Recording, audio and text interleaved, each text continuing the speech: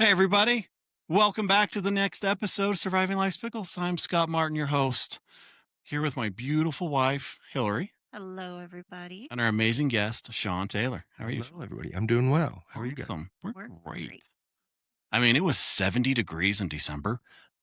I took my kids to the park this morning. Today. Yeah, this morning. It was Yeah. like 63 degrees or something. Yeah. Yeah, it was last night. I was walking around out in the dark with just a sweater on and was like, "This is October weather. This isn't December Yeah. weather." Yeah. This is crazy. It doesn't feel like Christmas, but well, I'll take it. We'll Yeah. take it.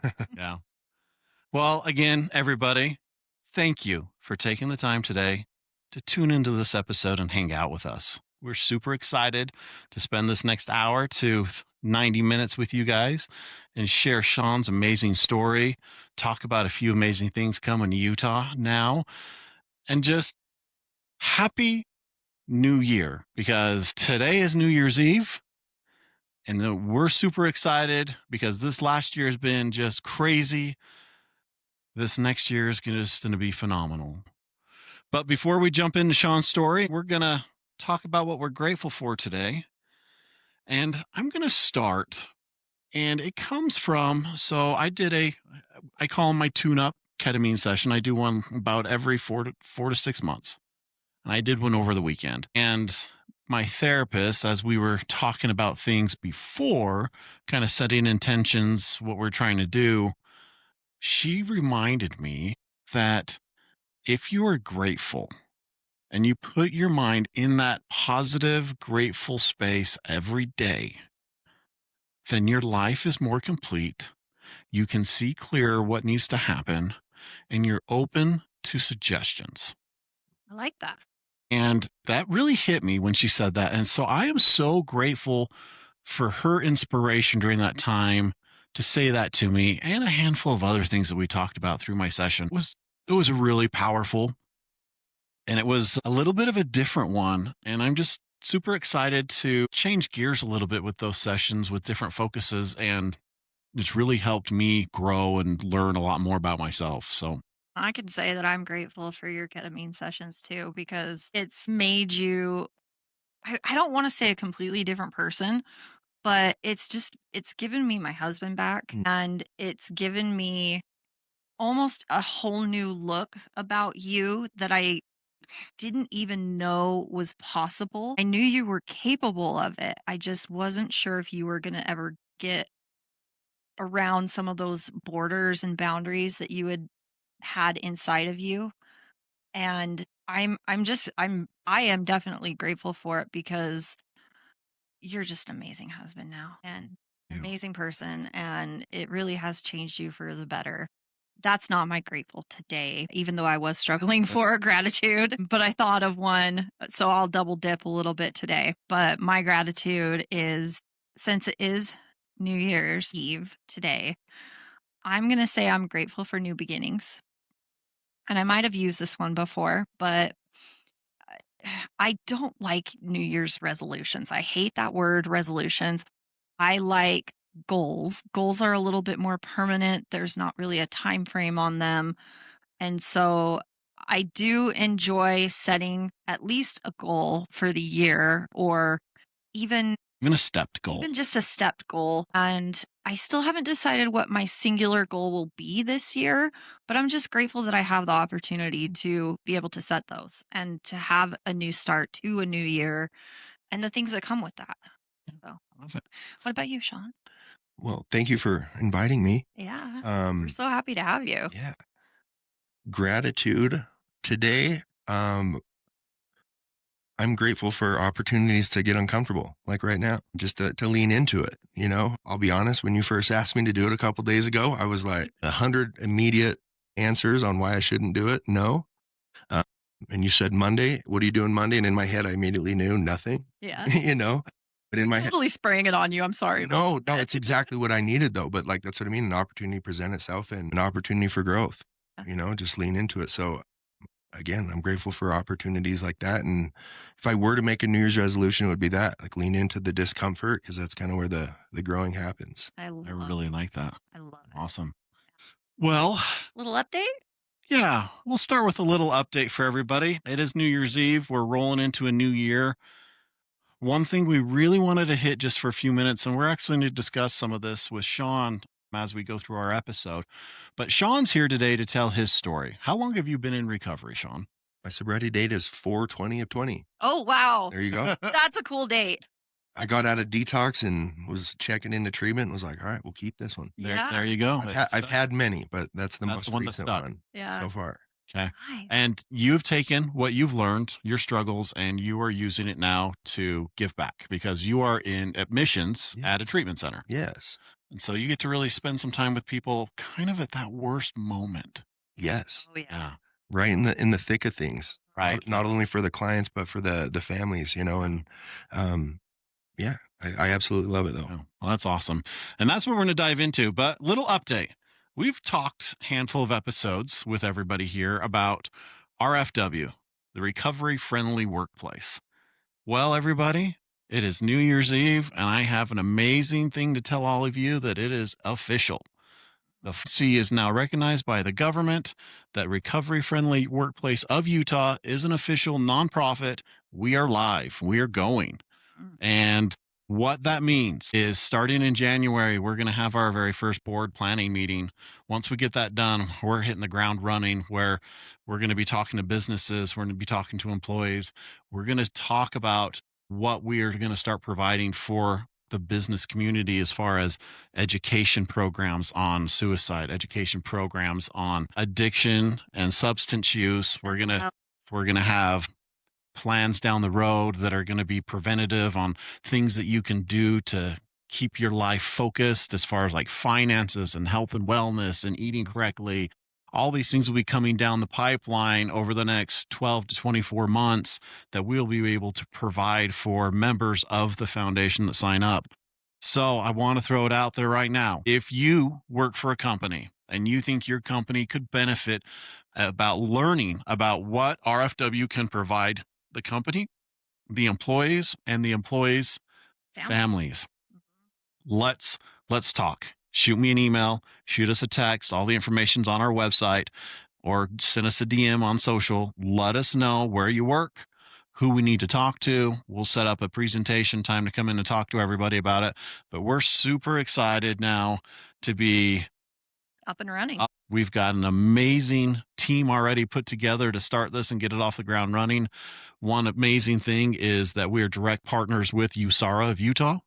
So USARA is really going to help with certifying businesses, their peer support program, things like that. And I have to give a big shout out because this would not have been possible without a gentleman's name of Sean Morris. Would not.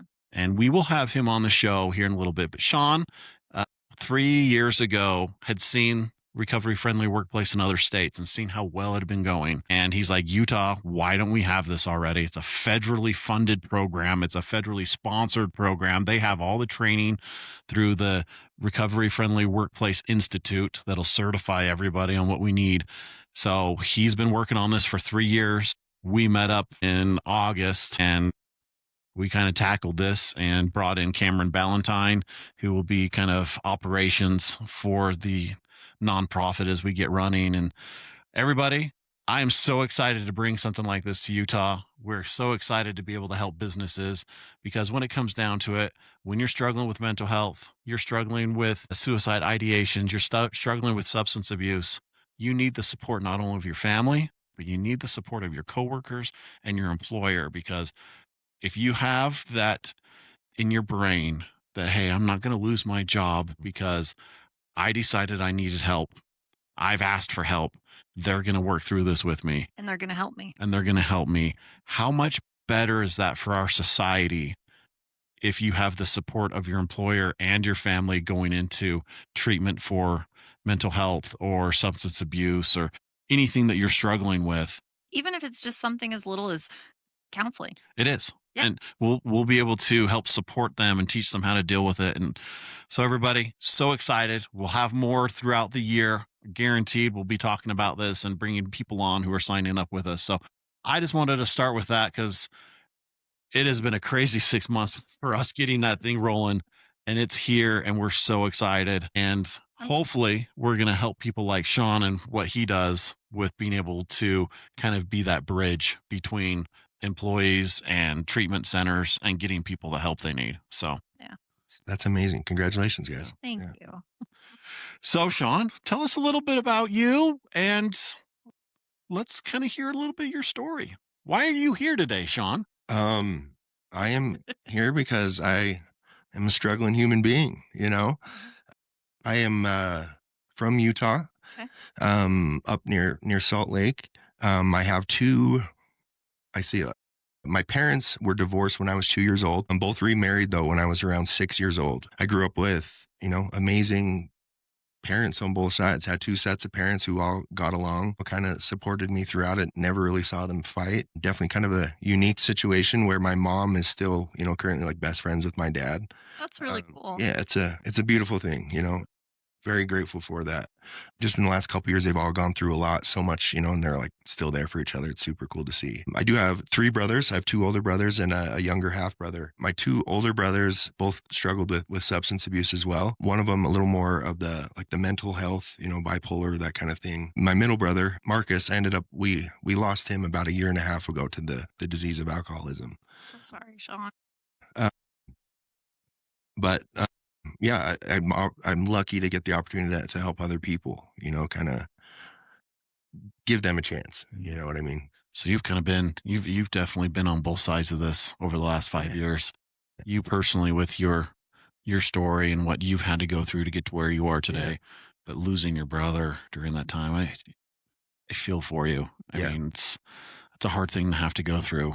Yeah, it's tough, kind of saw it coming, it was it's a rough way to go, alcohol, so we kind of just watched it, but he just never got to a place where he was willing to take the action, me and him were both kind of in and out of treatment, most of our adult life, really. I've been many, many times.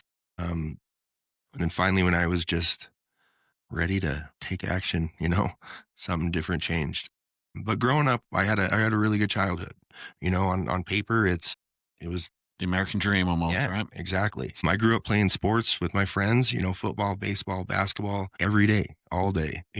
I had a close little group of friends and we were all like very athletic, but we'd play, basketball, baseball, whatever, 8 hours a day. And when I'd get home, I'd run down to the gym and, pick up basketball, with the high school kids when I was like 8, 9 years old. Absolutely loved it, and it kind of gave me that purpose and that connection. Looking back at my story, that's kind of where I thrived, put me with a group of people that we have a common goal and, yeah, will be amazing. But on my own is kind of when I struggled, without the loss of connection.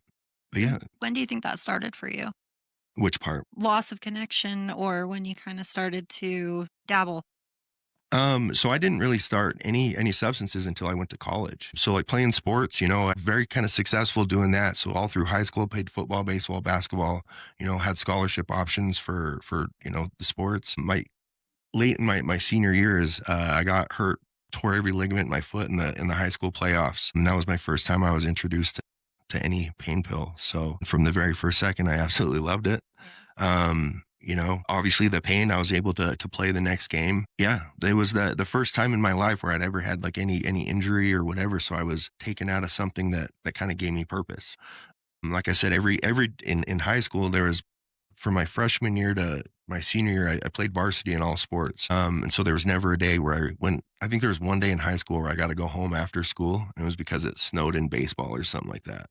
So every day you were busy. Yeah. Practice of one, Right. all through all 4 semesters. Right. And just looking, like being good at sports, another thing like looking back on is that's also like kind of where I got my identity, being good at sports, like validated every game after every game. Every person in high school was in like the newspapers a lot. And again, like it was just like nonstop validation, and then when you're not playing, you're like, am I good enough? Like, yeah, just lonely and isolating. But again, I didn't look, that's looking back, Yeah. it kind of makes sense, the pattern. I would think that an injuries like that, with the career that you had ahead of you, was probably devastating.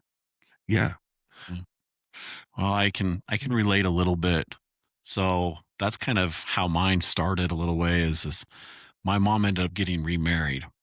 I was going to Provo High and playing basketball, sitting on the bench my freshman year and on the varsity team. And then we moved because she got remarried. We moved to Payson, which was the only school that I ever got ejected out of a basketball game for fighting. And because of that, when we moved, I walked into tryouts and the coach looked at me and says, absolutely not. He's like, you don't even have a chance. Not after how you treat, how you were on the court.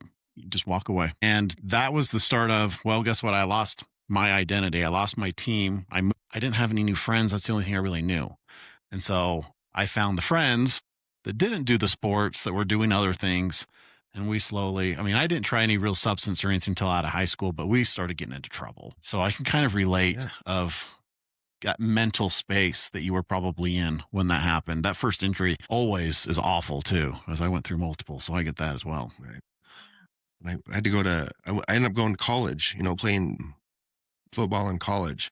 That's kind of where my life, from the year when I got hurt until like the end of my freshman year in college, was pretty dramatic shift. Again, because I sat out my whole year with surgeries and injury and all that stuff. And, while everyone's going to play football, I had no like self-motivation. I'm very lazy by nature. I found out, you take away all the stuff I like to do. I don't want to do anything else.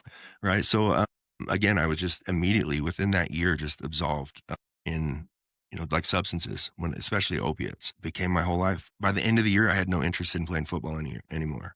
I continued to, coach kept me around just to make sure I wasn't dead, but yeah, it was that year was pretty wild to watch, like where I was, and completely had a whole new trajectory in life and love and passion for all different reasons. But yeah. So as that was kind of going on, you had this huge shift in your life.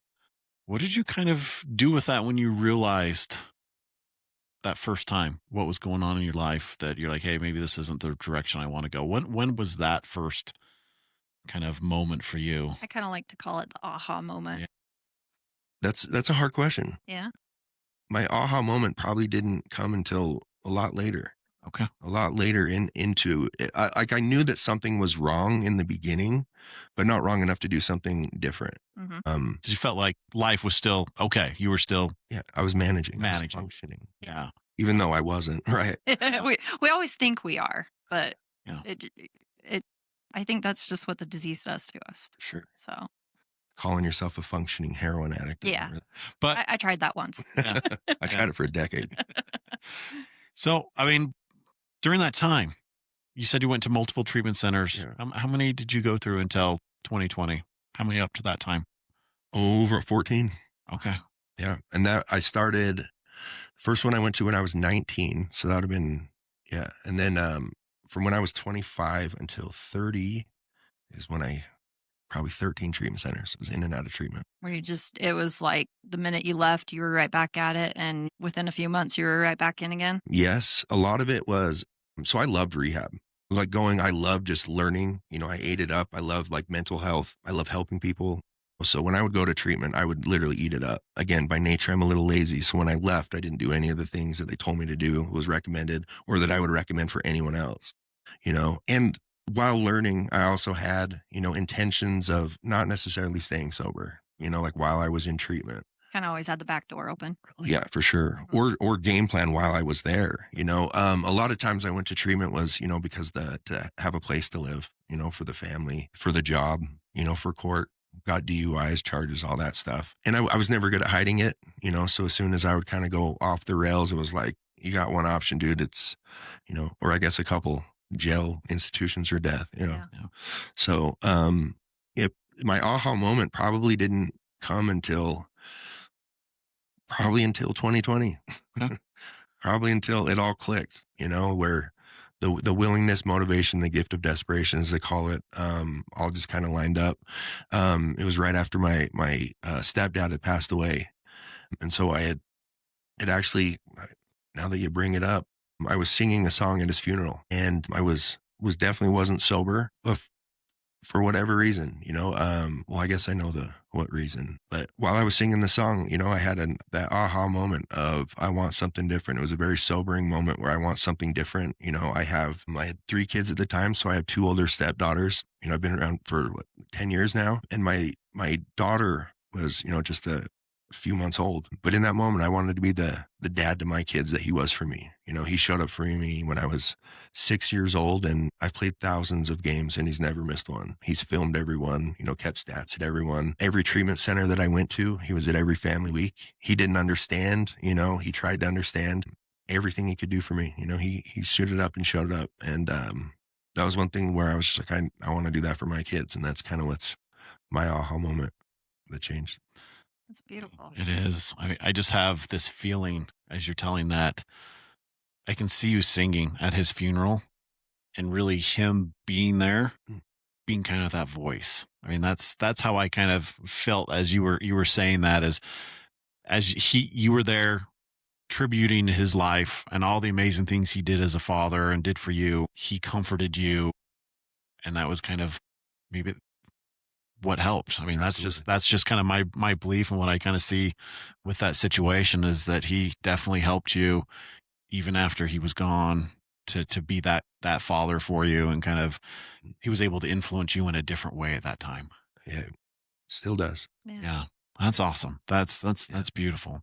So you went into treatment and everything went good, and that was 4/20/2020, and that's awesome because we're coming up on 26 now, so you're coming up really quick. It's gone by so slow, but so fast. Yeah. Right?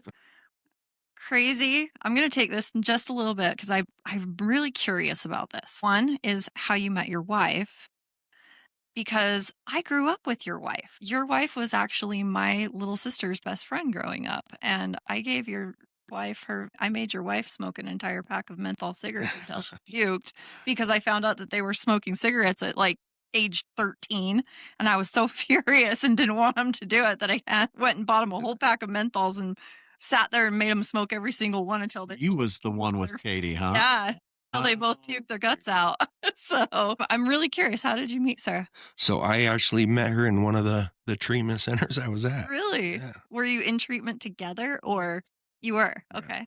We didn't start dating until I was completed with like outpatient. Mhm. You know, we kind of knew that we wanted to, you Mm. know, but she was also an alumni of the outpatient I was in. So it was, you can't do it, you know? It's a little bit against the rules. Right. But yeah, we were both, you know, working a program, got into the 12 steps, and, you know, I think we were both sponsoring people by the time we started dating. She's, you know, maintained being great ever since. And I went to probably 4 or 5 more treatment centers, but I met her about 2017. Yeah. Something like that. 2016, I believe. Well, that's pretty awesome that she supported you and understood what you were going through during that time. Yeah. Yeah. We were both sick still. Yeah. Thank goodness she's still sick. You know, Yeah. I'm still around. It's that balance. So you can keep each other in check for sure. Yeah. But no, honestly, she was such a big help in helping me change, you know, because for the first time, I have very enabling family members, parents. I can kind of manipulate every situation. Very fortunate, you know, I'll do some crazy things and just end up on top. It's kind of, you know, yeah. But I forgot what I was even talking about. To be honest. With your wife. With your wife. She kind of held the Oh boundary. yeah. It was the first time where I'd actually gone to treatment. Like she held a boundary. Like, you're not coming home. You know, we're not doing this again. You know, if they recommend, like whatever they recommend is what you're doing. Yeah. You know, so they were like, did the whole, you know, sober living outpatient, and I've been to treatment how many times, and I don't need this. What am I going to do? And she was just like, I don't care. Yeah.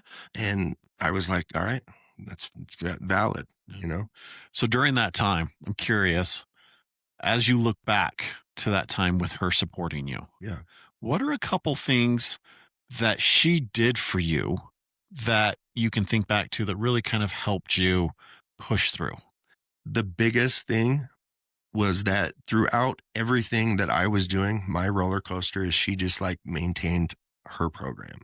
You know, that like she was just an example of what I wanted. You know, whenever she was struggling, she would reach out. You know, she was very humble, very hardworking. Anything that was recommended, she was willing to do. You know, so she was everything that I wasn't. You know, and I wasn't blind to knowing that like I just need to do that, you know, and my life would be different. But that just her being the example of what recovery looks like and can look like even in the midst of chaos, you know, was That's I awesome. guess Yeah, I really like that. Love that. Well, and everybody, a little bit of reason I asked that is because I know there's people that are tuning in today that have somebody struggling. And that is such a solid answer for anybody who is dealing with that with a loved one, is setting that boundary by being the example and not putting up with the probablys or the I should have's, but holding it. So that's powerful. That's awesome that she's done it, and it probably has made your guys' relationship even grow since then. Absolutely. Absolutely. And in the last couple of years she's had some health, problems. After our last son, we have a 2-year-old. So when he was born, she's probably, I don't she was on bed rest for about a year, where we had to have like a CNA, either me, my mom, or her mom, like with her bedside 24/7 for not like all the kids as well. So but it's been a cool opportunity to kind of show up for her, do what she taught me, when I was unable, obviously completely different situations. Mine was Right. all self-induced, hers is involuntary. But yeah, like I said, it was just really cool to come full circle, when all those years she had to take all the kids to school because I was in treatment or didn't have a driver's license, unable to drive, didn't have a car, got impounded, and she was just held it down, so it kind of gave me the opportunity to, maybe pay it back in a small way. I can relate with that in a way too, because when I had about 2 years sober, my mom got breast cancer, and I was able to kind of do a full circle thing with her, where I was able to move back home and kind of help take care of her, help take care of the house, and her and my dad. And my sweet dad, he's a little old fashioned, doesn't, he knows how to cook a few things, but it's not the best, housekeeper and He's things me. like that. So, you know, so I was able to move home and kind of be of service for them when they took care of me for so long There you go. and put up with so much of my crap. So Mm. I can kind of relate in that way, and it gives you a sense of pride Yeah. that you can give back in that way. Um, Especially for the person that was really there to support you. oh yeah, yeah. Because your mom was that person. Oh, my mom was totally that person. Well, both my parents were totally those people for me that just literally are the type of person that give you a shirt off your back. Yeah. So would do anything, sometimes to my detriment. So Yes. yeah. So how old are your oldest stepdaughters? What's their ages? 15 and 13. So that brings up a great question, because we have kids that are just about that age. We have boys that will be in a week, they'll be 12 and 13. But how much of your story have you shared with them at that age, or your wife's story? How much do they know, and how are you using that to kind of motivate them not to choose the same path through your learnings through you guys' experience? What are you Yeah. guys doing as far as parents on that level right now? Communication. Our kids know everything. There's no secrets. Our oldest can't wait to work where I work, to be honest. Really? Yeah, I can't wait. She's That's been awesome. planning it since she was like 13 years old. Aw. But yeah, like, so they knew where, right? So that they would actually come for family visits, and Really? Yeah. Oh, okay. so I kind of met them there. So they knew, the start of it. There was a lot of different times, like when I would go back to treatment, that they were kind of unaware of. But the last time that I went was just, they knew, and so we just tell them, we walk them through it. We're honest with our story. The only downside that we've seen is my wife is very, very honest and open, and has such like a really good, communication with the older girls. But just, they love their mom and want to be like their mom. So they're like, well, if you did all that and ended up like this, like, it can't be that bad. We're like, whoa, whoa, whoa, whoa, whoa, Yeah. But they're very familiar. They'll go to friends and, hear stories, and they can relate, and they can help. A lot of their friends, their parents struggle, and we're kind of the safe haven for all the kids, which is a crazy place to be. Yeah. Crazy to think that you're that now, right? From Yes. where you were at. Yeah. That's awesome. Yeah. I was just thinking about that today, actually, because we have kids at our house all the time. We have like an open door policy, they're always there. And me and my wife were talking, we're like, just one day over this, this little break. Hey, no kids? Yeah, just no kids, but then we were just talking about it, like, how cool is it though that like people just want to be here? Because when I was a kid, I didn't want to be home. Yeah. I was never home. Yeah. But now we're like, all you guys just get out of here. Yeah. You were the friend that was always over at the friend's house. Yes. Yeah. Yes. Yeah, it's interesting because I was that guy. I was like you. I was always at a friend's house. I was too. And now we are starting to turn into a little bit of that house. If we lived a little bit closer to where the boys' friends are, Yeah. when we lived closer, because we lived just a couple blocks away from their mom, and so friends and them would come back and forth all the time. And so now that we moved a little farther away, it's a little harder. But now we're just bringing their friends over with us Yeah. after school, and it's been fun just to have more kids around. Yeah. It really is. It really is. And like I said, right now, there's some days where it may be annoying, but we both know we're going to miss it. We when went it's to not there. the absolute full extreme this year too, and we bought a pool table and a ping pong table. Oh, yeah. Just so we can have the And kids I- over. Just, Yes. yeah, as an excuse to Yeah. bring your friends over. Yeah, and it's actually been a really good family bonding Oh. thing. I mean, we've had a good little couple tournaments. That's Yeah, been we've fun. had some fun nights with it. So Friendly Yeah. competition, nothing wrong with that. Absolutely. So, well, that's awesome. And I really commend you because so many people are so afraid to tell their kids everything. And there is a time, right? There is an appropriate age and everything, but your older ones are there. I mean, they're in it. They're in school where it's around them. Unfortunately, they see it. And so it's great that you guys are open and can use some of those Right. experiences to help teach them. So Yeah, I mean, they've been to, a lot of AA meetings with us. Most of our friends are also in recovery, so they can't really hide from it, Yeah. Well, But- and you guys are just that great example for them. And so that's Hopefully. that's Yeah. it's going to go a long way. It really will. I think you are. I've seen you with your kids, and you're a great dad, Oh, Yeah. thank you. for sure. Well, it And you changed got- my life. Your little ones are just so dang cute. They're always There's- cute when they're little, aren't Little they? gingers. Are they really? They are. Oh yeah, They're that's so funny. cute. And my wife is very red. Yeah. I'm the least red, So and I am redhead. So there you go. that's Yeah. the funny thing too, because my sister was the redhead. So her and Sarah together were just a blaze of fire going Right. through. That's like Stereotype is real. Oh, Yes, it is a real thing. It is It is a you- real they were thing. both a handful growing up Yeah. for sure. Yeah. So you've battled this. I mean, 14 treatment centers. You've been with your wife. She's been through treatment. You've lost your brother to the same disease. You're in admissions now in a treatment center where you're on the front lines. You're picking people up when they fly in from the airport. You're meeting them at the front door when they get dropped off. What are you using on a daily basis that you've learned when you're meeting those people for the first time? I mean, these people are almost in that bottom spot. Some of them are, but some of them are not quite there yet. So, how are you using some of the knowledge and experiences that you gained over the years from going to multiple treatment centers yourself and being able to receive them in that hard time in their life?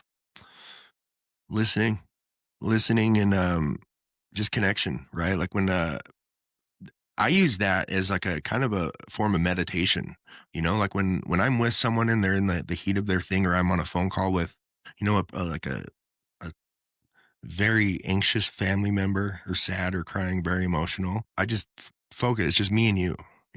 That is the present moment. And it's just me and you. And how can I be of service? And a lot of times it just comes down to listening.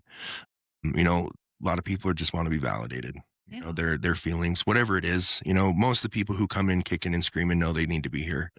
Like Yeah. they're not oblivious to that. Right. But the way Still- they got here might be the problem, or what the end goal is, or how their family's handling it, or the overprotectiveness, the helicopter, whatever it looks like. The anger is just like a small part of it, but really they're just hurt. So just validating what you're going through. I understand this isn't how you decided what you thought how your day was gonna end up today. Woke up surrounded by an intervention, and Here you are. Yeah. It's sitting in Nice yeah, to nice to meet meet you. you. That's awesome. And I want to ask this question. Listening. We've talked about listening a lot on this show. I will be the first one to admit until this last 18 months, I was the worst. Like, if you want to talk to me, I wasn't going to listen because I would just provide you a solution. I'm not going to sit and just absorb it and listen to you and validate you. I'm just not. That wasn't me. So now that I've kind of been on that side and learning to sit with it and listen and do that, were you kind of that way too? Was listening not a skill that you had, or were you always kind of a really good listener growing up and it's always just been part of you? no, no, I'm not a good listener. I still struggle. A lot of it comes because having been to treatment so many times, I have a lot of information in my head, you know? So You have a lot of knowledge that came from past treatment sessions. yeah. And so to answer your question, when it came to listening though, is no, I do more of the preaching, Okay. right? So when I'd pick Right. people up, it's like, I know that I have all your answers, right? And when I'd go to sponsor someone, like I know what to do in every situation, just listen to me. But I realized it doesn't work.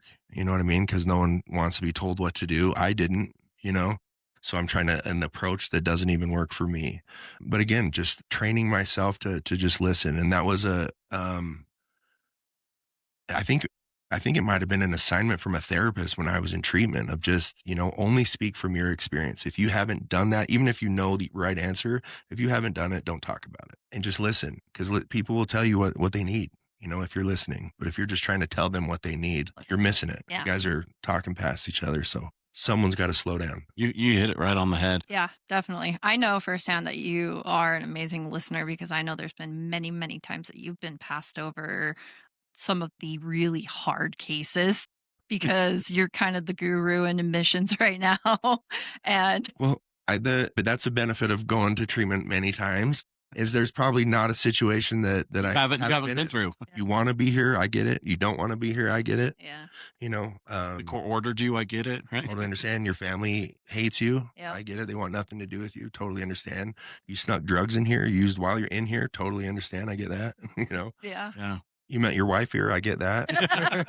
Got a little bit of everything. Got a little bit of the experience. So Yeah. So for people listening, and I'm asking this really for me as well, because my therapist was one that challenged me as well, as instead of just talking all the time, shut up Yeah. and listen. Yeah. And so I wanted to ask you, what were a couple learning things that maybe you could share that maybe you started when you realized, hey, I need to stop just being, and I need to just be the listener instead of being the fixer? What are a couple things that maybe as you went down that path that helped you Or stuck out to you. or stuck out to you that kind of made you into the listener you are today? Probably being in a lot of process groups, sitting in a lot of situations. I've kind of been with people at their worst, and navigating that. And again, like having the answers isn't like the connection, right? Like listening is just kind of like being there. It's not about having the answers or telling someone what to do. And that's kind of what I miss, the connection, I mean, it doesn't even make sense. I'm trying to wrap my head around answering this question. Ask it one more time. Sorry. It's a hard It's a question. hard question. So what are a couple things that you've learned along the way when you weren't a good listener to what turned you into a good listener today? What are some of maybe the skills or things that got you to the point you are today that you can think of? Other than the therapist obviously saying, hey, let's start it with this. I mean, that was one step for sure. I don't know how to answer that. That's I don't okay. know. I don't know if there's like one thing. I don't know. No, There doesn't have to be an There answer. doesn't have to be. But there is, I'm sure. And it might come to you in 5 minutes. Okay. So let that roll around in your head. Yeah. So I'll ask you this question. Listening to you, when somebody says that, what is the definition of listening for you? Like, what does it mean to you? To understand. Okay. To understand. Like when I guess to answer your question, here we go. It's putting myself in their shoes, right? So it's not just like listening to the words, but it's also putting myself in their like worldview, in their perspective, like what they're going through, whether they're a daughter, a son, have kids, don't have kids, getting fired, whatever their substance is, how long they've been out, just literally like putting myself in their position and just being like, what would I do? Because then from there, their logic makes sense, regardless if it's crazy, right? And it's with addiction and all that stuff. Because people they take action based on fear, right? Fear or insecurities. That's kind of that's the most motivating factor, So yeah, that'd probably be my answer. It's understanding. Yeah. I like Apathy. that. Apathy, even. Yeah, Like just knowing that you can put yourself in those in their shoes, understand where they're coming Yeah. from, but know that you don't have to have the right answers. You just know that you're listening and Yeah. that they are being heard, that they're being validated. All of the things that you just said. Brilliant. Love it. Well, when people are in, and this will go for many situations, and people are having a mental health crisis situation, They're having that substance like, guess what? I need help. They're in that moment. Or they've had that family intervention that has put them in front of you. All of these situations, all that person really does want is somebody to actually listen to how they're feeling and actually just be there, not telling them what they should do, not telling them how to do it, but just understanding how they are in that moment. Yeah. Is that That's very true, and that's probably the most helpful thing, when I deal with the people that I do, when they come in mad, I don't try to tell them they shouldn't be mad or that like don't worry, this is like where you need to be. You know what I mean? I'm not trying to like solve their problem because they're not open to hearing it, at the time. right? But just validating, you're mad. Yeah, I get why you're mad. I Yeah. totally understand that. Like sorry you're going through that.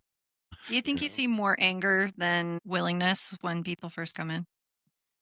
Like, what would you say is like the biggest or the most reaction that you get when you're seeing people coming into treatment? It's obviously, of course, no one wants to be there. Yeah. It was, yeah, but it's probably 50-50 Is it? on whether they want, actually majority probably not. I mean, nobody ever really wants to be in treatment. But the cool thing that I've noticed though, being like working there for the last, like 4 years, majority of the people, like a high percentage, high 70 plus percentage maybe, that regardless if they came in kicking and screaming or it was their idea or I'm committing to only 30 days, I only promised my family 30 days.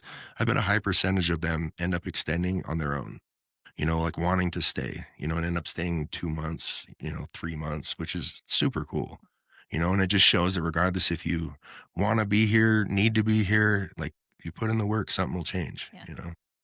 And it takes time. Everybody's timetable is different. And that's another thing to understand is when you're dealing with these type of situations and people in these situations is they need to be ready and their timetable will be different than everybody else's because we are our own individual. Our brains process things differently. And just like you were saying, it's that understanding of what their timetable is going to be and what they need at that moment. Yeah. And Yeah. just that's the whole thing, is getting them to the next moment. Yeah. I got a good question. So, 14 treatment centers. What is something that you learned during those 14 treatments or one of them or, multiple of them that was either some of like the best advice that you received or just something that completely stuck with you that you still carry with you today? So much. So much. Everything. And like I said, I ate it up. I ate rehab up, regardless if I stayed sober or not. Like I loved it. You love the knowledge part of it. Yeah, yeah. Well, and just like the whole, you're getting right mentally, physically, emotionally. Family connections are great. Never been closer to my family, like all the mending, the healing. It's just like a beautiful thing to be a part of, Sorry, go back to your question. Like, is there any particular thing that somebody said to you or any particular moment or something that stuck with you that you still carry with you today? Probably what I led with the gratitude is lean into the discomfort. Okay. Because that's kind of where the growing happens, like people are kind of striving to be comfortable, but that's kind of a downfall for us people, Yeah. So yeah, probably that. That one. Okay. I like it. Do you remember the first time you heard that? I've heard it a lot. Yeah. All 14 treatment centers? Probably. Maybe. Probably. Another one that stuck out to me as well was pursue what you're interested in. Right. So I got sober. I was in treatment during COVID, and I was with my therapist and I was just like, I had her a couple different times because I'd been back to this treatment center, and my brothers, I did the sports and my older brothers are incredible musicians, savant, like insane musicians, guitar and drums. And for me, I was always like, and I love to sing, and I was always like, I always wanted to play the guitar, and I'd always say that. And that was her assignment. It was just like, do it. Yeah. If you want to do something, do it. So that was always, that's another thing that stuck out. While I was in treatment, it was during COVID, so it was lockdown. So I picked up a guitar. There's an acoustic guitar, and I just taught myself the chords. And I've played every day since. That's awesome. Yeah. So it's kind of a little bit of your release now, something you can do for you. Yeah. It's beautiful. And it's come with like, full circle with, I play songs for residents, at least like once a month for their morning meditation. Brings me and my kids together. I got my 5-year-old dances when I play that, they all sing, kind of brings us all together. So it's been beneficial on many fronts, and obviously accomplishing something I've always wanted to do as well. Me and my husband are big music people, so I played. I mean, I was in jazz band and orchestra and band all through Yeah. high school. I love playing. I grew up playing piano, and That's what I want to learn. you stop, and it does go away. You can pick a little things. I mean, I can still play a little bit here and there, but when you just stop, if you don't use it, you lose it. Yeah.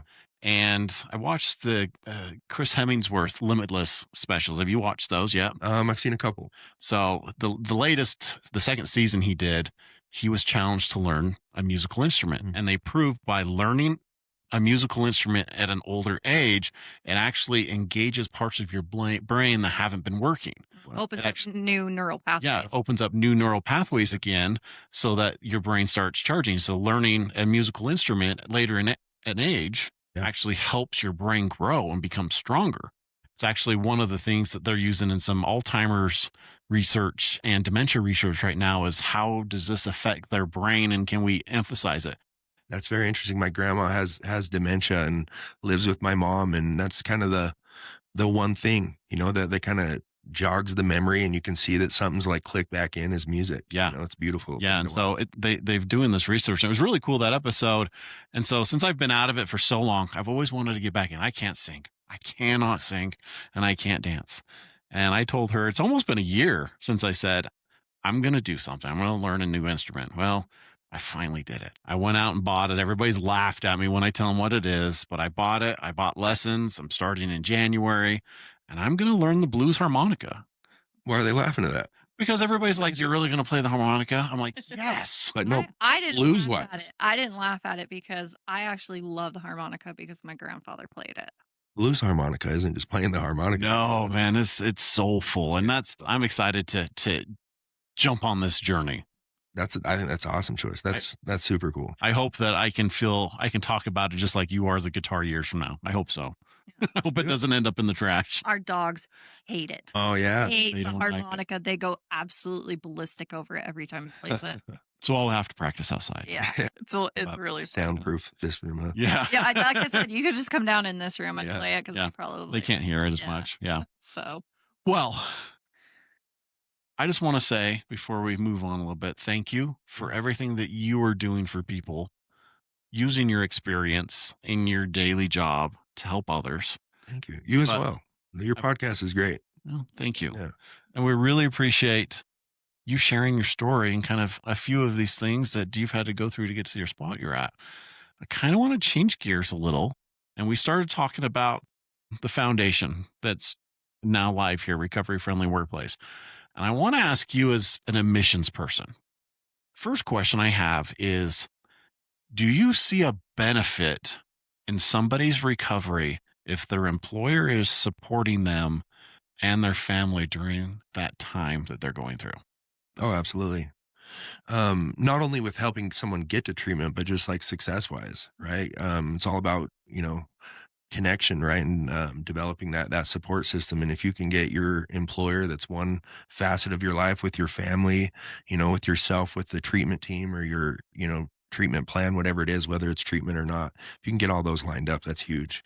That's going into treatment. That's during an intervention. That's probably the biggest, objection is, losing my job or my kids or, finances and all that stuff. And if you have that all squared away beforehand, the it makes success rate of just getting someone into treatment is got to be way higher. One thing that I'm hopeful for, well, and I know it works because there's other states that are already doing this and seen it, but is the speed of people actually getting through treatment and recovery. Not the time, but how they're actually more recovered because they're more invested in it, because they have that support of knowing, guess what? As soon as I get out of this, I can go back to my job. And I've got that.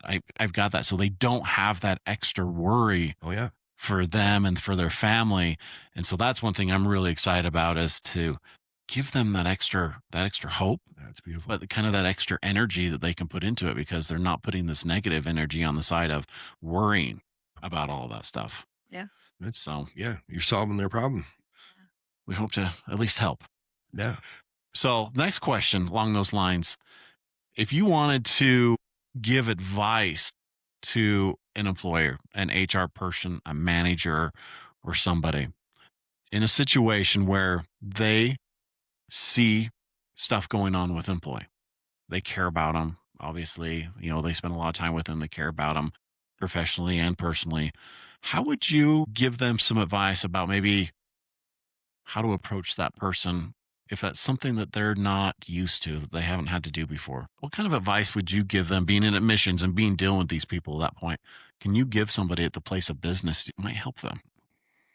I guess in my situation with where I work and my past would just be my own experience. I'm able to share my own experience because, I've probably been where they're at, So just acknowledging kind of like what people are going through, what they're not alone. Yeah. I think you even said it earlier by the whole listening factor of just learning how to listen as well. I'm still learning. Well, we're always learning. I like that. So, next question is kind of that next step. When somebody graduates out of a treatment center, we made it 30 days, 60 days, 90 days, whatever their program was. They're going to start integrating back into work. How do you feel somebody could be supported at their job better when they come out of treatment and go back to work? What are a few things that maybe the place of business can help them by being supportive of knowing their situation and trying to get them back into that day-to-day life? But just like you mentioning, having the employer be on board with you being in treatment is huge. You know what I mean? The fact that your employer knows like what you're going through, what your recovery looks like, the fact that you're probably going to have to do some things, either meetings or outpatient or whatever it is. And if your boss is on board with that, that's huge. Yeah. Yeah, even just like a soft entry, I would think, hey, we'll bring you back in part time because we know you're going to have to do some outpatient treatment or you're going to have to go to a certain amount of meetings or things like that, meet with counselors. I would say even like soft entries coming in, but also supporting them with the time off of providing them those opportunities to attend those meetings and those Well, groups. and I look at it as kind of, if somebody has serious disease, and we'll just say cancer, for some reason they're going out for chemo, they come back. Works are usually pretty understandable. Right. It really needs to be The same. the same. Guess what? You got to go do chemo for an hour and a half, come back to work. Guess what? I got to go to a meeting for an hour and a half, Right. come back to work. Treatment is treatment. It all looks different, but it's treatment. Yeah. And it's helping that person heal either physically or mentally. Totally. I'm fortunate enough to I work at a place where I can do that. Yeah. Let them know, hey, I'm struggling. I need to go to an AA meeting, like whatever it is, and they're just like, do that. Yeah, because we Whatever. want you here, and they understand. Yeah. Make things better. But obviously, I'm fortunate to work where I work. Right. Not Right. everyone's working in that field. Yeah. No, and I mean, hopefully that's what'll start transpiring is that type of atmosphere and understanding That's what we're pushing. is Yeah. because at a treatment center, if you work for a treatment center, that is what goes on there. They support everybody in recovery. There's a lot of employees that have been through it because they're like yourself and they understand it. And so now if we can transfer that Yeah. into the regular business world, I can only imagine, and I've already seen numbers and statistics from other states about what it is doing when they implement some of these things. I mean, it's massive. Yeah. I mean, one place of business that I seen back in Illinois, after implementing it the first year, they had 100 less time off days. Yeah. And part of that definitely is because people probably aren't calling in hungover. Right. I mean, missing out. I mean, there's a lot of factors behind that, but that's a huge number. Yeah. For that to happen. So Well, just if an employer can understand that, not only are they going to treatment, it's like an investment, right? So yes, they're gone for 30 days or whatever, however long they're gone for, but they're investing in themselves. yeah, So, having an employer on that side understand that, and be supportive of that, like, you're going to get out a better person than what you You might Probably lose them left for out, 30 right. days, but you probably just gained them for another 30 years. because if they're supposed to doing what they're supposed to do in order for them to stay sober, right? I got to suit up and show up where I'm supposed to be. I got to be a man of my word. I got to work hard. I got to provide, you know what I mean? Like whatever it is, like, so if they support the recovery journey, like they'll only benefit, but it's just getting them to see that. You know? Right, right. And it's that education piece. Like one thing you've said is all that education you had going to treatment. And that's the type of education that I think everybody needs so they can understand it. They can understand. I mean, Yeah. there are people that don't ever deal with addiction, don't battle it themselves. So internally, they don't understand what goes on. Maybe they have family members that have gone through it, but that's looking through the glass on two different sides. And so we're hoping with education, it's bringing some of that and turning light Totally. onto some of that situation. So, Totally.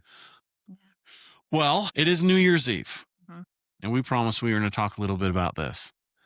So, New Year's Eve is really typically known for it's the party holiday, Yeah. right? Yeah. I mean, that's in my mind, I don't know of any other reason to do anything on New Year's Eve other than people just want to have a party. So, what do you do on New Year's Eve, Sean? What since you guys have been sober together, what does your New Year's Eve look like?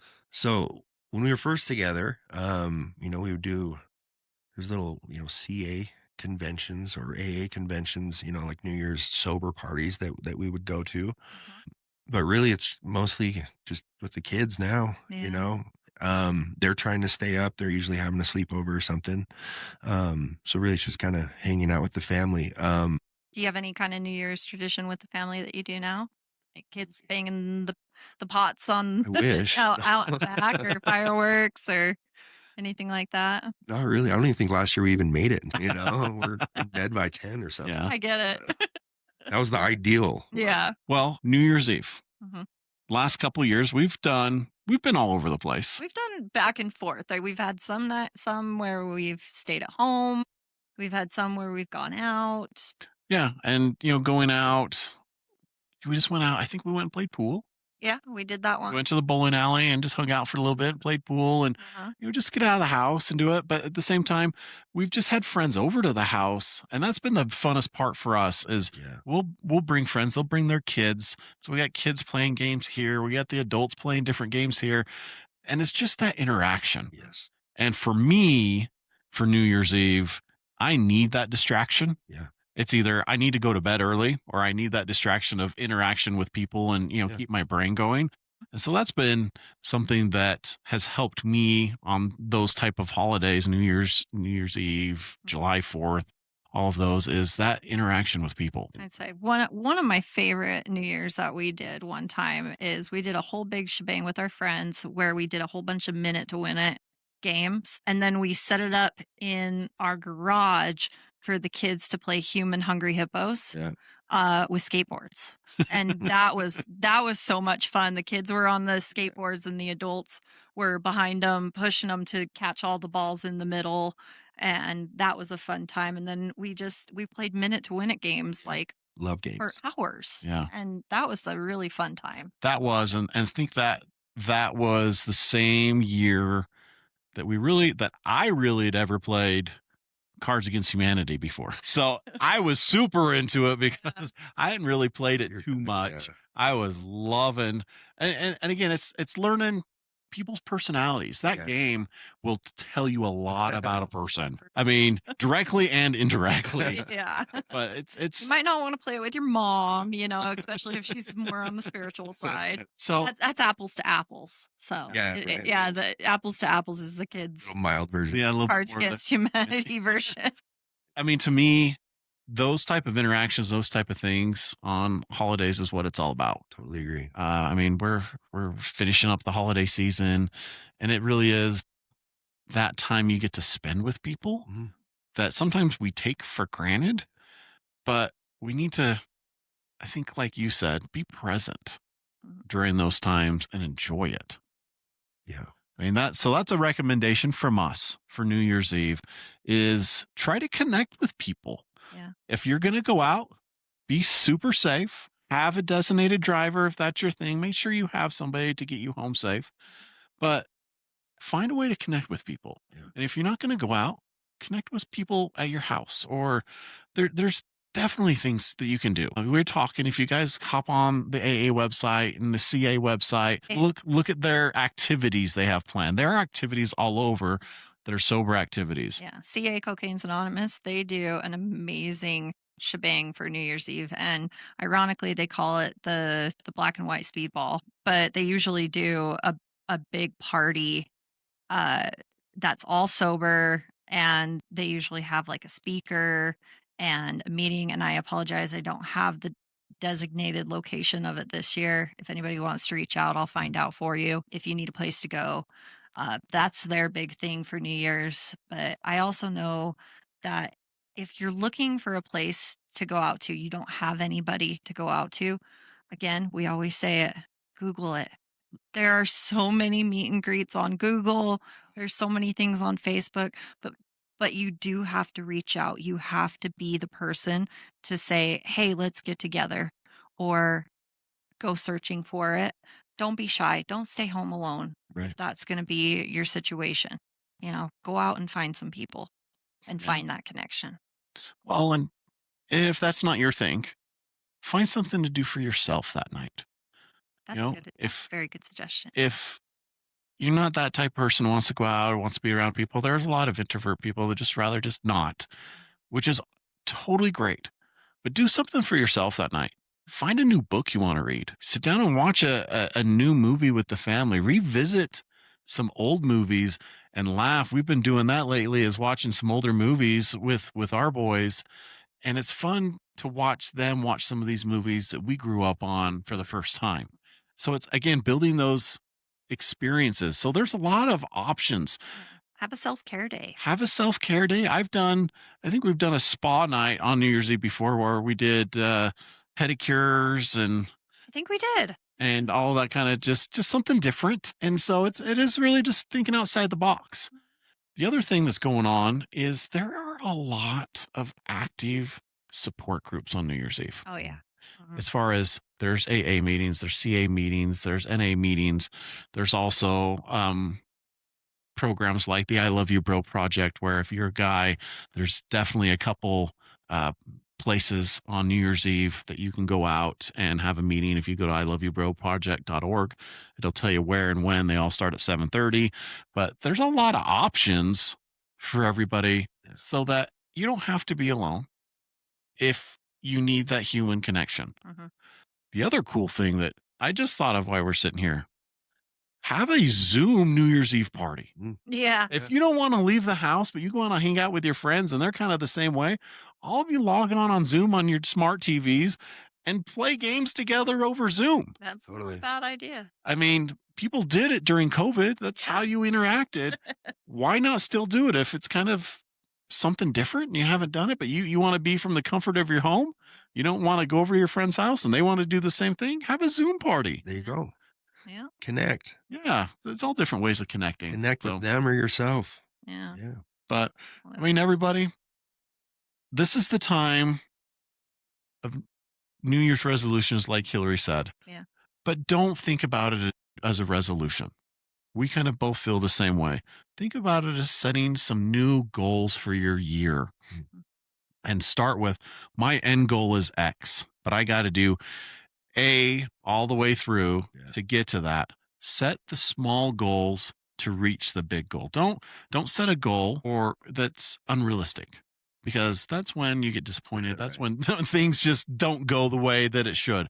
But if it's something you really want to do, figure out what it's going to take to do it and kind of space that goal out of, I want to learn to do this by the end of the year, or I want to learn to do this, or I want to be here at my job.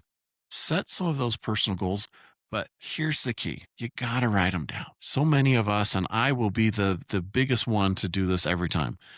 If you don't write them down, you forget about them. Yeah. If you don't write them down, you don't take yourself seriously, like it's a commitment. I actually had a friend yesterday getting Hillary all set up to start her personal training and everything at the first of the year. And a friend of mine that's doing it for us asked me, he's like, well, are you ready? And I said, well, probably. He's like, well, you know what? When you're ready, let me know, because I don't want to probably. I want to say, I want you committed. And he's like, I understand you've got lots going on. And he went through this. He's like, I know you know this, but I'm going to remind you that when you give yourself an hour to 2 hours every day, you dedicate it to your mental and physical health, everything else you're doing throughout your week and throughout your day goes better. Yeah. Because you're taking care of yourself first. So he said that, and he's like, so when you figured out where your priorities are and you put everything in place, give me a call and we can start again. And so you got to take yourself seriously. I like that. I like that. And when you're focused on what I would add to that, like not only when you're focused on the goals, like set your goal, but like in that whole process, like enjoy the journey. You know, focus on the wins, right? There's a book that I read called like The Gap and the Gain.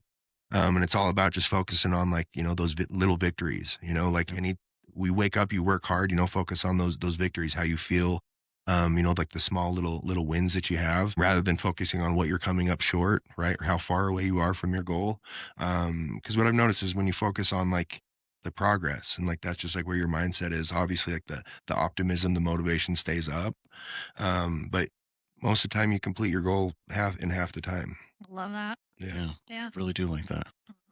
I'm the type that I have to work on the progress versus the perfection. Yeah. So Perfection's it's- impossible. So why try? It's the small, like you say, it's those small wins. Yeah. And I'll just use, you know, physical things for a second because we were talking about it. You know, if you want to get physically fit or in a better position than you are now, don't look at the scale. Focus on what your body Yeah. can do. I mean, that's one thing I learned when I was going through my fitness journey and all my training stuff I did is help people focus on what your body actually can do. Yeah. Your body and you are a lot stronger than you give yourself credit for. And so that's why sometimes having that extra push from somebody else working out with them, having that trainer, somebody that has that confidence, that knows you can do it, is there to support you. Yeah. But take that from that person that's helping you and internalize it so you then can use that for yourself too and know, you know what, I can do this and push through because it is those small little things that, guess what, I did 5 pounds more today, or guess what, I ran for an extra 10 minutes today, Right. or guess what, I actually walked the dog today. Right. I mean- showed up and I didn't want to. that Exactly. entire analogy that you just used, you could totally turn that around to therapy as well. Everything that you just said also applies to like going into therapy for the first time. And I don't know why I just thought of that, but Yeah. it just kind of occurred to me. No, I mean, you're right. You Yeah. could take that into therapy and it's those little steps. You're not going to solve all your problems the first time. No. And Having a therapist there, having somebody to kind of help walk you through it, yep, to coach you and to help you navigate that, your entire outlook on life could change. yeah. So- Well, and it's ironic you say that, and my boys always make fun of me. I cry at every movie will we too. go to. yeah, he cries at every single I movie. cry at every movie we go to. I've just been super emotional now that I've been sober. That's the only time I feel emotions is music or movie. Yeah, but celebrate that time when you feel that. And that's something Hillary even the other day. We went and watched the new Avatar movie. Oh, yeah. It's absolutely amazing. Yeah, we're planning that tomorrow probably. Yeah, it was so good. And she walked out. She's like, "See, I'm not soulless." I cried. He's bawling in the movie, and I'm just like, nothing during this time. And I was like, I don't know. I don't really. It takes a lot to get me to cry. But people sometimes look at that as a failure. Oh, I cried or I did this. You know what? I celebrate Oh yeah. those emotions now. I mean, those little wins as well as celebrating when you feel something and it's overwhelming, sad, good, happy. Those are times to really sit with it. Yeah. Especially as we're talking about people going into treatment, people, you know, starting that journey. And when you're seeing them, when they start sitting with those feelings, that's when some of the real progress starts to happen. Absolutely. Absolutely. Yeah. And sometimes the feelings suck. Yeah. I mean, and sometimes they're hard and you really want to avoid them.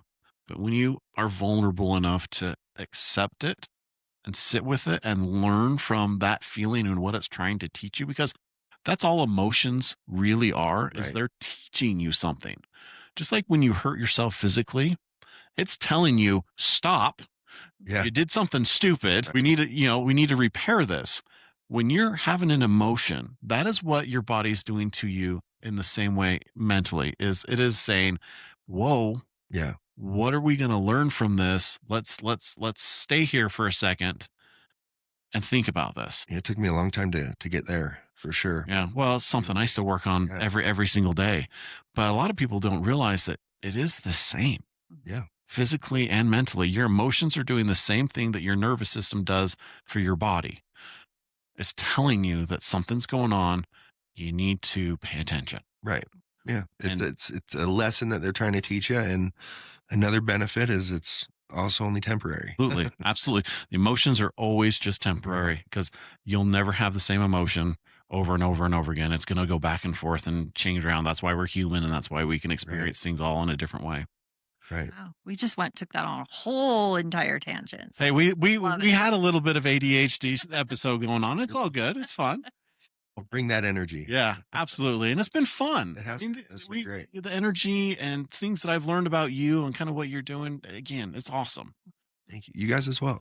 Got a lot going on and you have a lot moving forward. Yeah. Congratulations to you both. No, thank you. Absolutely. Yeah. Well, Do this without you guys. So. absolutely. I mean, we can't do it without our wonderful guests and what you guys bring to the table. Yeah. So, and we just want to thank you for what you've taught us today, because this is the best part for us, is sitting down with somebody and learning from them.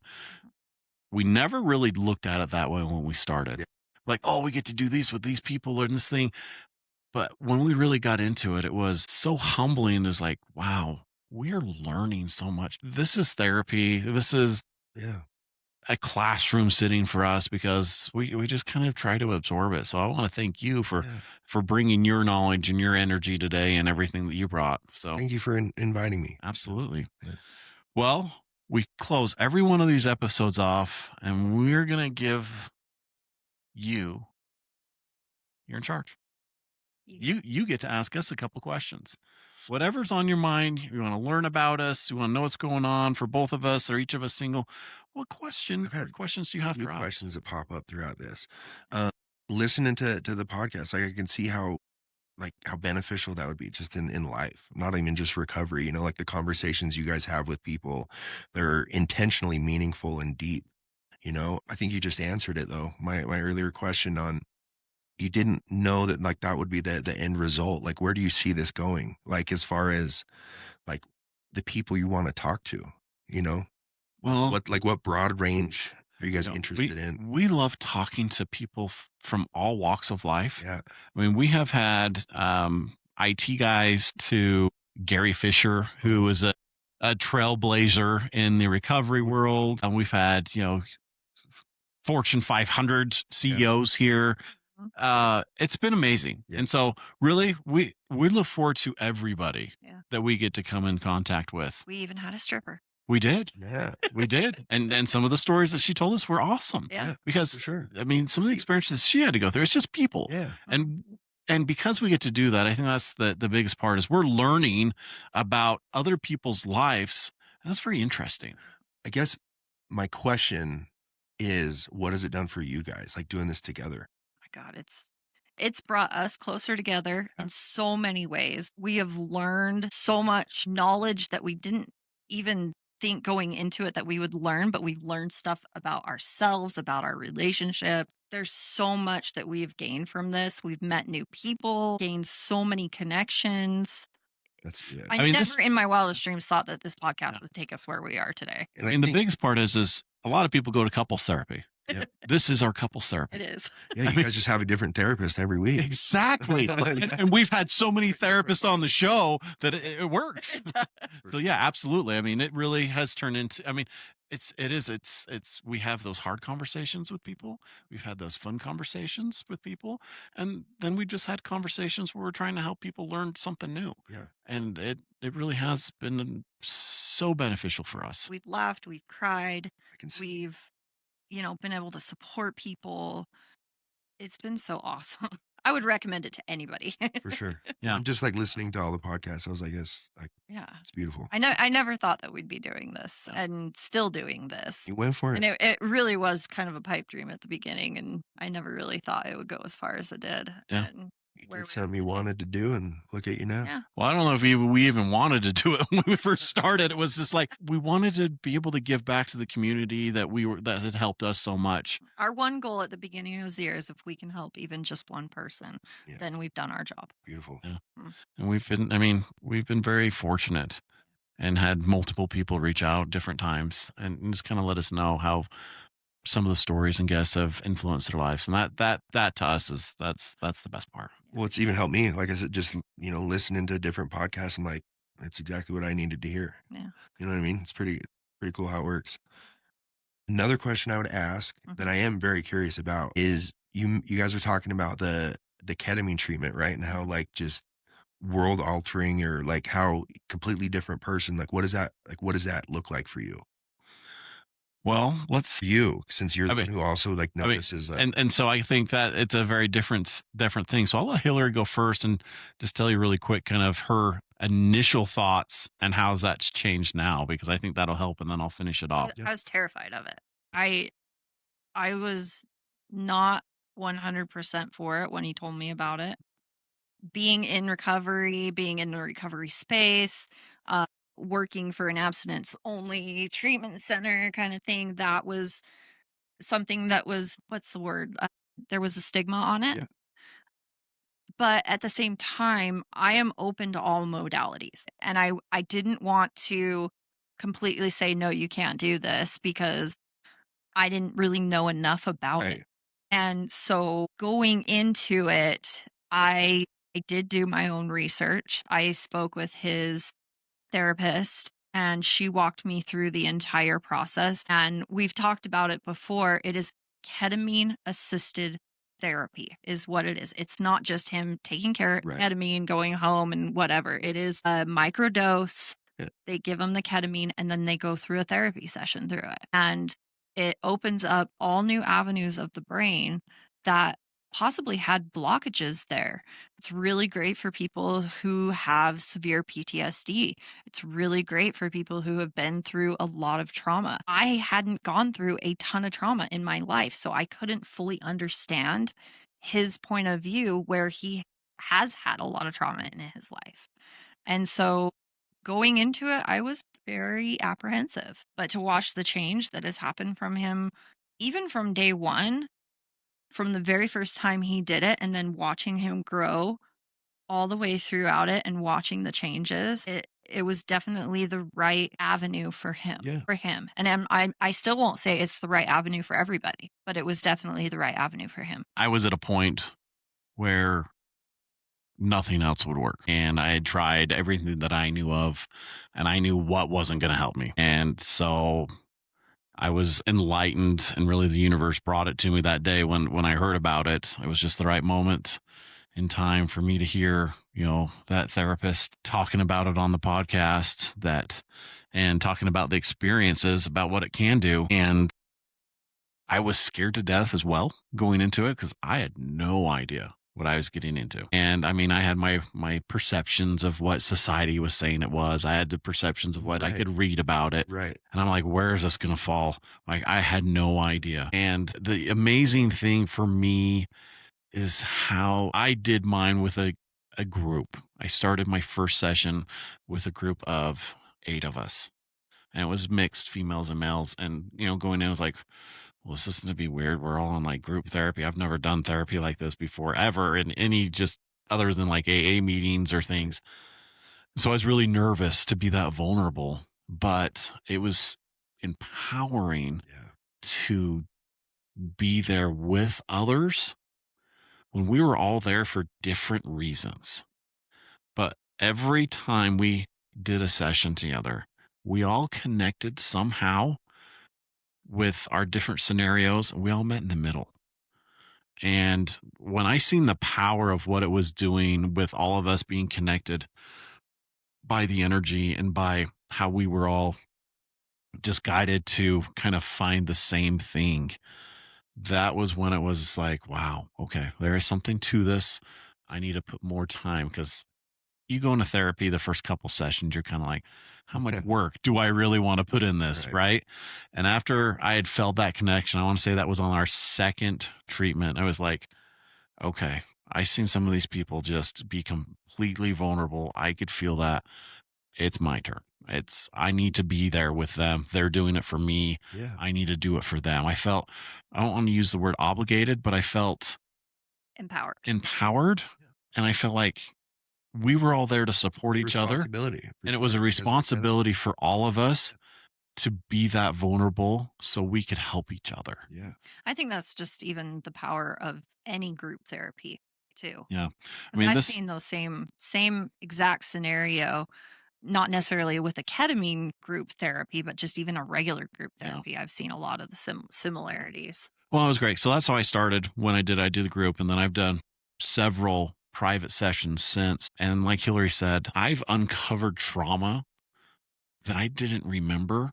I didn't know was there. I never connected all these dots in my life of why this happened and why this happened and what happened over here. And I was able to finally work through so much of it and learning things like I still remember we had one of the therapists that was there in my group. We had him on the show, and he's an internal family systems therapist. So he works and helps you connect with all of your parts. And working with him, I was able to uncover a very traumatic event that makes sense for everything that really the last 10 years of my life Yeah. I'd gone through. There's a week in March that so many things have happened over the last 10 years. And it happened the same week Every year. year I had friends dying by suicide. I had my suicide attempt. I had coworkers die. I mean, all these things happen in the same week every year for 10 years. Just annually, and you never put. And then I had some serious trauma that started it all.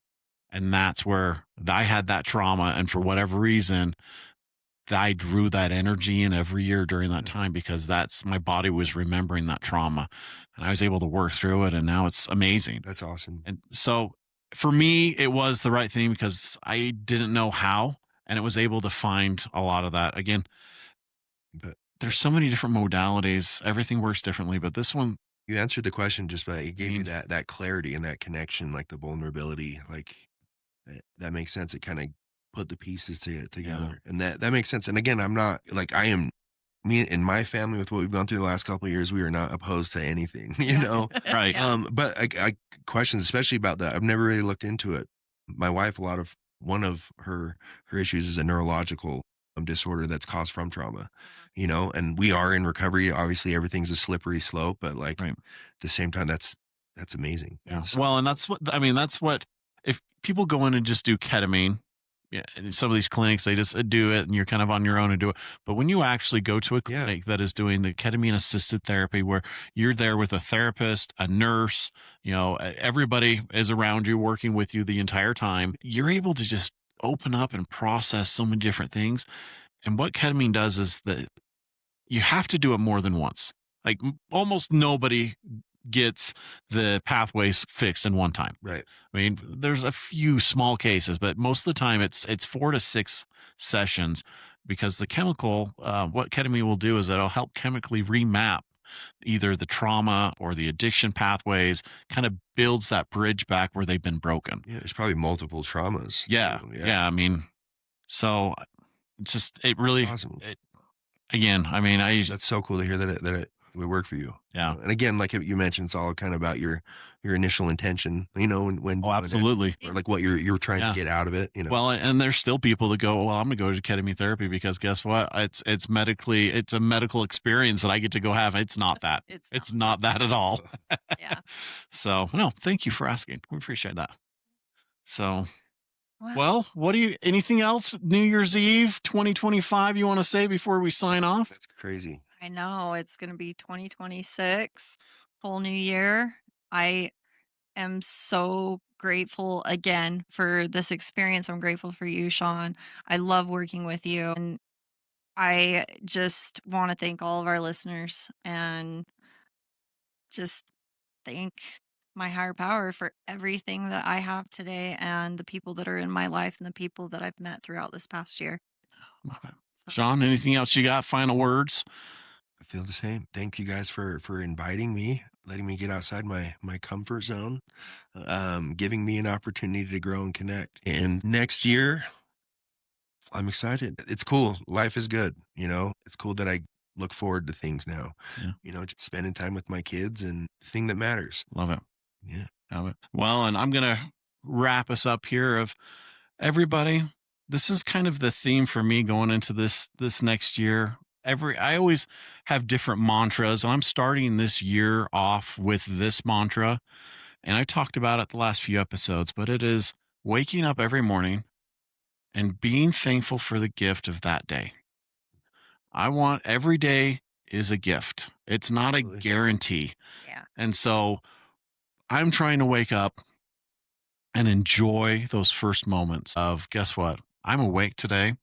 I get to have new experiences and it's going to be awesome. It might hurt. It might be funny, it might be sad, it might be joyous, but I'm excited for wherever the day takes me. And I just leave it just this morning, getting up with Hillary this morning and be able to watch the sunrise this morning was absolutely amazing. And it is those small moments that just really make everything worth it. That's the secret to life right there. It is. All the moments. So Every that's moment can be a spiritual experience if you choose to see it that way.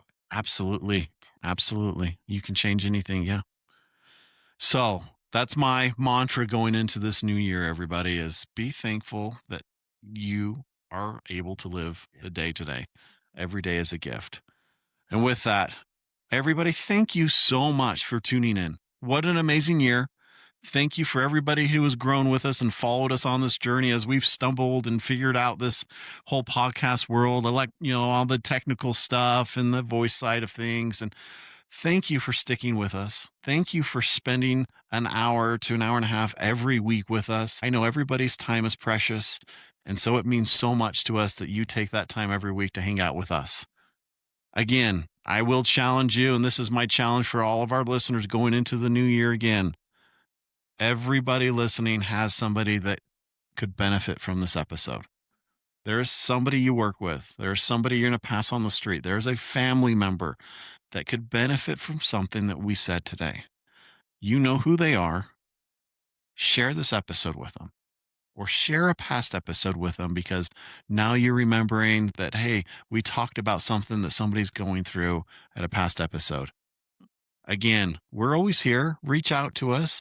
We're going into this new year. And before we sign off, this new year, we've got a couple sponsorship openings. If you or your business are interested in advertising on the show and want to come in and tell your story here on the show, reach out to us. We love making new relationships that way. We do have a couple spots open going into this next year. And if you have an amazing story or somebody you know has an amazing story that you know people could benefit from, reach out to us, get us in touch with these people, and we'll get them on the show. We're excited to meet new people and tell everybody's story this upcoming year. So reach out to us. If you know somebody, reach out to somebody if you know they could use this episode. Thank you so much for tuning in.